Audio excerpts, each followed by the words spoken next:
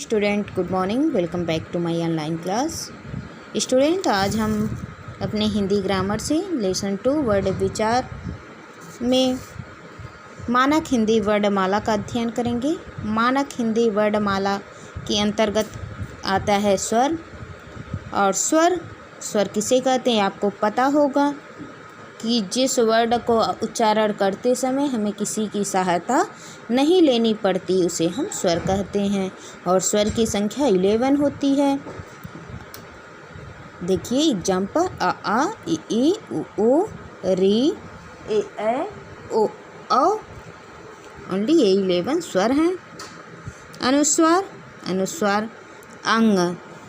अनुस्वार क्या है? अंग। किसी भी वर्ड के ऊपर ये जो बिंदी लगी होती है इसको हम अनुस्वार कहते हैं। विसर्ग, वर्ड के आगे सामने 2 बिंदी लगी हो तो उसे हम विसर्ग कहते हैं। अनुनासिक, वर्ड के ऊपर क्या होता है? चंद्रमा बनाकर एक सिंगल बिंदी होती है, अनुनासिक कहते हैं। तो चलिए हम आगे देखते हैं। व्यंजन, तो व्यंजन की संख्या 33 होती है। वर्णमाला में व्यंजनों की संख्या कितनी होती है? 33।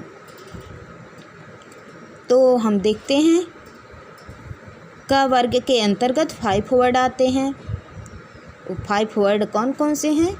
क वर्ग के आपसे पूछा जा सकता है क वर्ग के अंतर्गत कौन कौन से वर्ड आते हैं, तो आप आंसर देंगे क वर्ग के अंतर्गत क ख ग घ अंग वर्ड आते हैं। च वर्ग के अंतर्गत कौन से वर्ड आते हैं? च छ ज झ इया। ट वर्ग के अंतर्गत ट ठ ड ढ अड़ा। त वर्ग के अंतर्गत त थ द ध न। प वर्ग के अंतर्गत प फ ब भ म। ये क से म तक के जितने वर्ड हैं बेटा, इसे हम स्पर्श व्यंजन कहते हैं। आपसे पूछा जा सकता है कि स्पर्श व्यंजनों की संख्या कितनी होती है। ये सब कंपटीशन एग्जाम के क्वेश्चन हैं। स्पर्श व्यंजन की कितनी संख्या है, तो आप बताएंगे स्पर्श व्यंजन 25 हैं। कौन कौन से हैं 5? का से लेकर म तक के सभी वर्ड स्पर्श व्यंजन होते हैं। फिर हम देखते हैं अंतस्थ व्यंजन। अंतस्थ व्यंजन किसे कहते हैं, तो आप बताएंगे कि अंतस्थ व्यंजनों की संख्या 4 है। या रा ला वा। फिर हम देखते हैं ऊष्म व्यंजन। ऊष्म व्यंजन की भी संख्या 4 होती है। श ख श ह। तो ये आगे है बड़ा सा जिसे हम तालव्य सा कहते हैं। फिर क्या है? खटकोड़ सा है, इसे हम क्या कहते हैं? मूर्धा सा बोलते हैं। और जिसे हम लोग छोटा सा बोलते हैं इसको दंत सा बोलते हैं। छोटे वाले सा को, सा से सरौता वाले सा को हम दंत सा बोलते हैं। और बड़े वाले हम इसे क्या बोलते हैं? तालव्य। इसे मूर्धा, इसे दंत सा। हाँ, और एक किसके अंतर्गत आते हैं? ऊष्म व्यंजन के अंतर्गत आते हैं। आपसे कोई पूछे कि बेटा ऊष्म व्यंजन के अंतर्गत कौन कौन से वर्ड आते हैं, तो आप बताएंगे ऊष्म व्यंजनों की संख्या 4 होती है। इसके अंतर्गत तीनों स आते हैं और ह आते हैं। संयुक्त व्यंजन, संयुक्त व्यंजन की संख्या 4 होती है। छत्रंग्या स्र। छत्रंग्या स्र।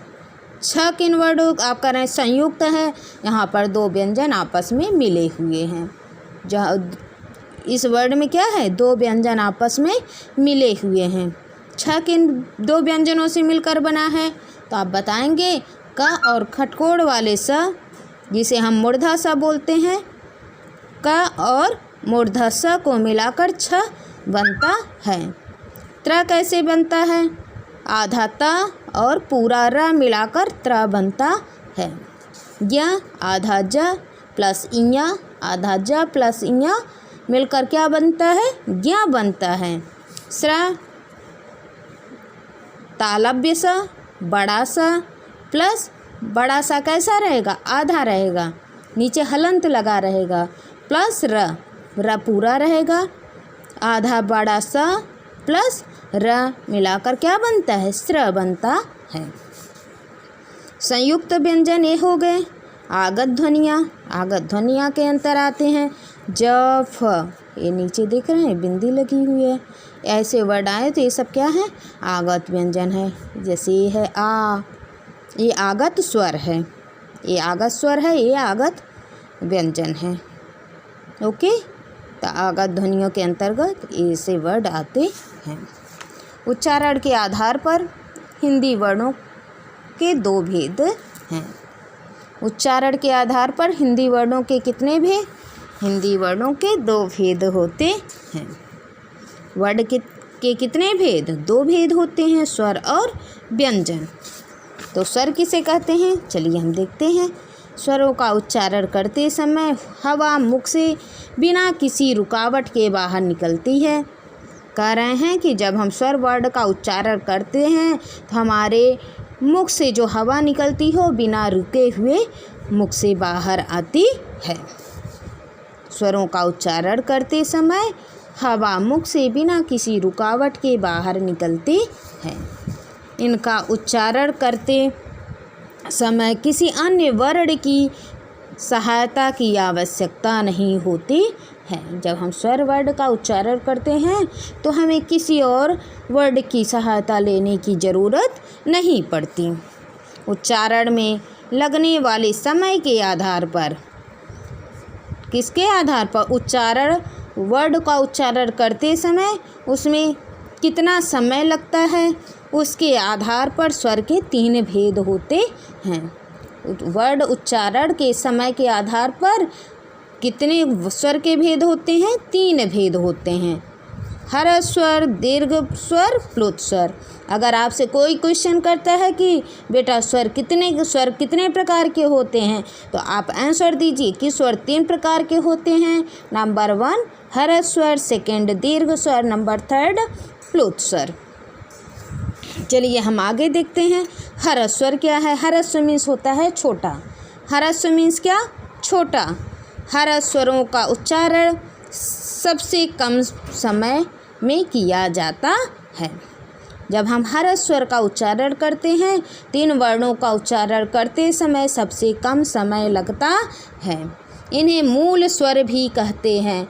आपसे क्वेश्चन बनता है कि मूल स्वरों की संख्या कितनी, तो आप ध्यान रखिए कि हर्ष स्वर को ही हम मूल स्वर कहते हैं। तो मूल स्वर हर्ष स्वर के अंतर्गत 4 वर्ड आते हैं। अ, ई, उ, री। हर्ष स्वर आपसे पूछ दे कोई तो आप बताएंगे हर्ष स्वर 4 होते हैं, अ, ई, उ, री। और मूल स्वर, तो मूल स्वरों की संख्या 4 होती है, अ, ई, उ, री। तो चलते हैं हम दीर्घ स्वर। दीर्घ स्वर का उच्चारण हर्ष स्वरों से दुगने समय में किया जाता है। जितना हर्ष स्वर में टाइम लगता है उसका 2 गुना समय, उतना ही टाइम क्या लगता है? दीर्घ, उससे दुगुना टाइम किस में लगता है? दीर्घ स्वर में। दीर्घ मीन्स होता है बड़ा। दीर्घ स्वर कितने हैं? 7। दीर्घ स्वरों की संख्या 7 होती है। वो कौन कौन से हैं? आ, बड़ा आ, बड़ी ई, बड़ा उ, ए, ऐ, ओ, औ। स्टूडेंट आज बस इतना ही। Thank you.